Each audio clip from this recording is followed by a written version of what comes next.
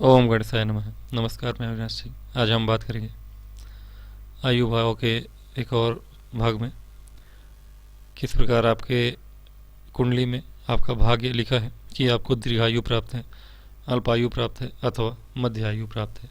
यह आप जान सकते हैं। एग्जैक्ट पता भी किया जा सकता है, लेकिन ये जो मैं सूत्र बता रहा हूँ वह एग्जैक्ट आयु पता करने का सूत्र नहीं है। जैसे कि आप कितने वर्ष जिए, हाँ लंबा जिएंगे छोटा जिएंगे, यह पता चलता है। कैसे पता चलता है? कुछ सूत्र और बता दूं मैं। मान लीजिए लग्न के स्वामी और अष्टम के स्वामी, ये दोनों अलग अलग अथवा एक के साथ, यानी कि यहाँ पे दोनों एक ही हैं तो अच्छी बात है, एक ही है तो मंगल महाराज। यदि दोनों हुए यानी आपका लग्न अगर पहला शुरू होता है मेष लग्न का तो ठीक है, नहीं अगर शुरू होता है 2 से शुरू हो तो यहाँ 9 नंबर लिखा होगा, तो यहाँ शुक्र, यहाँ गुरु के स्वामित्व में आएंगे। यहाँ 3 लिखा होगा तो यहाँ 10 लिखा होगा, तो एक जगह बुध एक जगह शनि के स्वामित्व में होगा। तो अलग अलग राशियाँ भी बनेंगी, अलग अलग स्वामी होंगे। तो देखना क्या है आपको, यदि दोनों अलग अलग ही अथवा संयुक्त होकर लग्न से या तो एक नंबर में बैठे हों, मतलब लग्न से लग्न में ही हो अथवा पंचम में हो अथवा नवम में हो, यानी या तो लग्न में ही हो या पंचम में हो या नवम में, त्रिकोण में हो। ठीक है, त्रिकोण में बैठे हो, दोनों एक साथ बैठे हैं अथवा अलग अलग बैठे। त्रिकोण में बैठेंगे तो यह अल्पायु बनाते हैं। हर चीज़ में त्रिकोण अच्छा होता है, लेकिन इस मामले में अच्छा नहीं होता, अल्पायु बनाते हैं। ठीक है, कैसे बनाते हैं? कितना? अगर लग्न में ही बैठे हैं दोनों के दोनों तो 12 वर्ष की आयु देंगे, अथवा पंचम में बैठे हैं तो 24 वर्ष की, 9 में बैठे हैं तो 36 वर्ष की। इस तरह की आयु प्राप्त होगी जातक को। यदि लग्न के और अष्टम भाव के स्वामी आपके लग्नेश से, ठीक है, लग्नेश से, अब देखिए पहला था लग्न से, अब है लग्नेश से। लग्नेश मान लीजिए कि हो सकता है यहाँ बैठे हों, अथवा 2 नंबर से शुरू हो रहा तो यहाँ बैठे हों शुक्र महाराज, या यहाँ बैठे हों शुक्र महाराज। तो आपको लग्नेश से देखना है कि लग्नेश के साथ ही इसी में बैठे हों दोनों के दोनों। लग्नेश यहाँ बैठे हैं तो लग्नेश से लग्न में, यानी यहाँ मान लीजिए कि 9 नंबर आता है, गुरु भी बैठ जाए, दोनों साथ में बैठे, या फिर इनसे पंचम में बैठे। इनसे पंचम में मतलब 1 2 3 4 5 यहाँ बैठे शुक्र महाराज से, यहाँ पे लग्नेश से शुक्र महाराज यहाँ बैठ जाए, अथवा गुरु महाराज यहाँ बैठे, या नवम में यहाँ पे आएगा। अगर लग्नेश से यहाँ बैठे हैं तो लग्नेश से गिनेंगे तो ये 5 है, ये 6, ये 7, ये 8, ये 9, यहाँ पे गुरु महाराज बैठे हों। ठीक है, तो ये चीज़ें आपको देखनी पड़ेंगी कि लग्नेश से आपके अगर 1 5 9 में दोनों हों या अलग अलग है। ठीक है, लग्नेश से कौन कौन? लग्नेश और अष्टमेश। तो इस तरह से देखिए कि अगर उसी में बैठे हैं साथ में, लग्न में ही दोनों लग्नेश से साथ ही बैठे हैं, तो आपका ये आपकी आयु देंगे कितना? मध्य आयु योग बनेगा 48 वर्ष। यहाँ पंचम में बैठेंगे तो 60 वर्ष, और नवम में बैठेंगे तो ये आपको देंगे लगभग 70-72 वर्ष, 72 वर्ष के करीब। ये आपका मध्य आयु योग बन जाता है। ठीक है, मध्य आयु, ये मध्य आयु योग। दीर्घायु के लिए देखना है आपको। दीर्घायु में थोड़ा सा ट्रिकी है, ये दोनों तो सरल बनने वाले योग हैं, उम्मीद है समझ में आया होगा। एक आपको देखना है कि लग्न से 1 5 9 में हो तो अल्पायु होता है। ठीक है, लग्न में ही दोनों हो, या पंचम में या नवम में। और फिर लग्नेश से 1 5 9 में हो तो मध्य आयु है। और यदि लग्नेश की आश्रित राशि से हो, यानी लग्न के स्वामी मान लीजिए कि यहाँ बैठे हैं शुक्र महाराज, या भी मंगल है, मान लीजिए 1 नंबर से ही शुरू हो रहा है तो शुक्र नहीं मंगल ही लेते हैं। ठीक है, तो मान लीजिए मंगल महाराज नीच के होकर चंद्रमा की राशि में बैठे कर्क में। ठीक है ना, कर्क राशि में बैठे हैं ये। तो अब देखिए कि ये चंद्रमा का घर है। चंद्रमा कहाँ बैठे? मान लीजिए चंद्रमा यहाँ बैठे हैं मकर राशि में। तो अब देखिए आप चंद्रमा से, ठीक है, अब आप चंद्रमा से गिनेंगे मतलब लग्नेश के आश्रित राशि से, आप लग्नेश यहाँ बैठे हैं तो उनकी आश्रित राशि इस राशि में बैठे हैं। तो अब यहाँ चंद्रमा मान लीजिए यहाँ बैठे, तो अब देखिए कि चंद्रमा के साथ लग्नेश और अष्टमेश में से कोई एक बैठा हो या दोनों बैठे हो। तो दोनों तो हो नहीं सकते क्योंकि लग्नेश तो यहाँ है। अब यहाँ तो लग्नेश दोनों अलग अलग नहीं है, एक ही है। तो लग्नेश और अष्टमेश साथ में कैसे बैठेंगे? एक ही राशि के लिए ये एक अपवाद तरीके का है, ठीक है।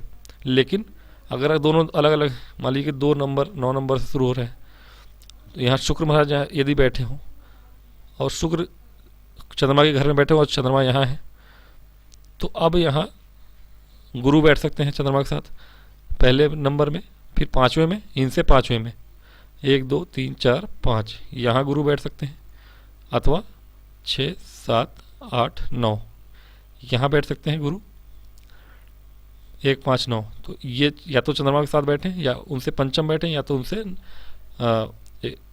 पंचम हो गया 1 2 3 4 5 6 7 8 9, या तो नवम बैठे, ठीक है। तो ये दीर्घायु योग बनाता है। दीर्घायु योग यह कितना देता है? यदि चंद्रमा के साथ ही बैठे हैं तो ये लगभग आपको 80-85 का आयु देंगे। पंचम में बैठे हैं तो लगभग 90 से 95 की आयु देंगे। नवम में बैठे हैं तो ये आपका 100 वर्ष या 108 वर्ष की आयु देंगे दीर्घायु योग में, ठीक है। तो ये आपकी चीज़ें हैं। एक बात हमेशा याद रखिए, कुंडली में यदि आपके दोष कम हो, गुण ज़्यादा हो, अथवा मतलब आपकी कुंडली अच्छी है, उसमें कुयोग कम बने हो, सुयोग ज़्यादा बने हो, तो आपकी आयु बढ़ती है।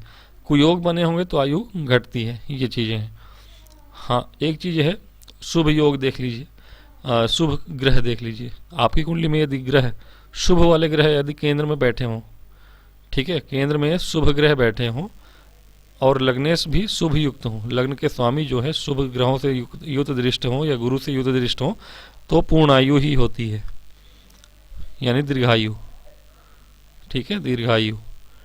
यदि अब ये एक चीज़ हो गई। दूसरी चीज़ क्या है? दूसरी चीज़ है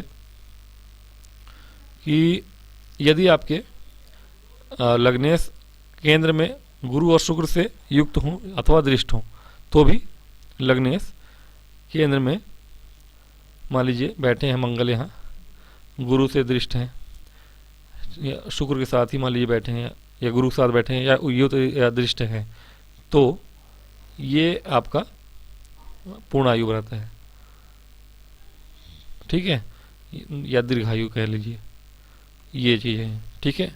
और एक चीज़ है कि यदि आपके लग्न के स्वामी और अष्टम भाव के स्वामी किसी भी तरह से 2 या 2 से अधिक 3 उच्च के ग्रहों के साथ हो, मान लीजिए, ठीक है, युक्त हो, और अष्टम में कोई पाप ग्रह ना हो, अष्टम में मान लीजिए चंद्रमा ही हो, बहुत अच्छा हो, हालांकि पीड़ित होते हैं, बुध हो तो ठीक है, मान लीजिए बुध है अष्टम में, तो बुध शुभ ग्रह है, और अष्टम और लग्न के स्वामी जो है, ये तीनों किसी भी तरह से उच्च के ग्रहों से युक्त हों या दृष्ट हों, अपने 2 या अधिक ग्रह हों उच्च के, तो अच्छा है। तो ये भी आपका पूर्ण योग होता है, पूर्ण आयु योग होता है, पूर्ण आयु या दीर्घायु योग, ठीक है। ये हो गया आपका 2-3 चीज़ें हैं दीर्घायु योग के लिए। इसके अतिरिक्त कुछ और बता दूं, लंबा वीडियो तो नहीं हुआ है। मान लीजिए अगर तीसरे में, छठे में और 11वें में, हालांकि यह योग बनाता है, लेकिन हाँ यह एक आयु योग भी बनाता है। 3 6 11 में पाप ग्रह हो मान लीजिए, और केंद्र या त्रिकोण में शुभ ग्रह हो, पाप ग्रह इनमें हो और शुभ ग्रह केंद्र में हो या त्रिकोण में हो, तो ये चीज़ भी आपको, और लग्नेश बलवान भी हो, तो ये दीर्घायु ही बनाता है, दीर्घायु बनाता है, ठीक है। और कुछ और मान लीजिए कि 6 7 8 ये तीनों जो अधियोग बनाने का जो आपका फॉर्मूला था, अधियोग मैंने एक वीडियो में बताया है आपको, 6 7 8 ग्रह अगर भावों में अगर शुभ ग्रह एक साथ बैठे हो तो लग्न से बैठे तो लग्न से अधियोग, और चंद्रमा से बैठे तो चंद्र से अधियोग बनाते हैं। उसी तरह से यदि छठे में, सातवें में और आठवें में इन भावों में शुभ ग्रह हैं, लेकिन और 3 और ठीक है, 3-11 में पाप ग्रह हैं, तो भी दीर्घायु योग बनाता है। थोड़ा सा अंतर है, अधियोग में इन तीनों में शुभ ग्रह बैठे हों और लग्नेश बलवान हो, और इस पे क्या है 3 और 11 में पाप ग्रह हो जाएं और इन तीनों में लगातार शुभ ग्रह हो तो दीर्घायु योग बन जाता है आपका। ठीक है, अधियोग की तरह होता है, तो ये चीज़ याद रखें आप। और इसके अतिरिक्त अगर एक और बता दूं मैं, यदि आपके षष्ठ भाव में और द्वादश भाव में, ये दोनों दो स्थान है आपके, इनमें पाप ग्रह हो, मान लीजिए षष्ठ में राहु अच्छे माने जाते हैं और केतु 12वें में, ठीक है, तो राहु केतु 6-12 में बैठे हों और केंद्र में लग्नेश और अष्टमेश सूर्य के मित्र हों, ठीक है, लग्नेश मान लीजिए मंगल है यहाँ पे उच्च के होकर बैठ जाए, मेष लग्न की ही कुंडली लीजिए, तो लग्नेश मान लीजिए मंगल उच्च के होकर यहाँ बैठे हों और आपके अष्टमेश भी मंगल ही है यहाँ, तो सूर्य के मित्र हैं, ठीक है, सूर्य के मित्र हैं, सूर्य मान लीजिए यहाँ है, भाव से कमज़ोर होंगे, हालांकि चतुर्थ भाव में हीन होते हैं, लेकिन चूंकि मंगल को पूर्ण दृष्टि से देख रहे हैं अपने मित्र को, तो यह आपका दीर्घायु योग बना देगा। ठीक है, ये आपका दीर्घायु योग बना देगा। तो ये कुछ आपके योग थे। आज वाले में दीर्घायु योग मैंने ज़्यादा बताया, शुरू का एक जो मैंने योग बताया था वह आपका अल्पायु था। तो आज की वीडियो में मैं इतना ही बताता हूँ। अगले वीडियो में कुछ और योग बताऊंगा मैं, जिससे आप जहाँ से आपकी कुंडली में कोई ना कोई योग तो पड़ेगा, जांचिएगा आप।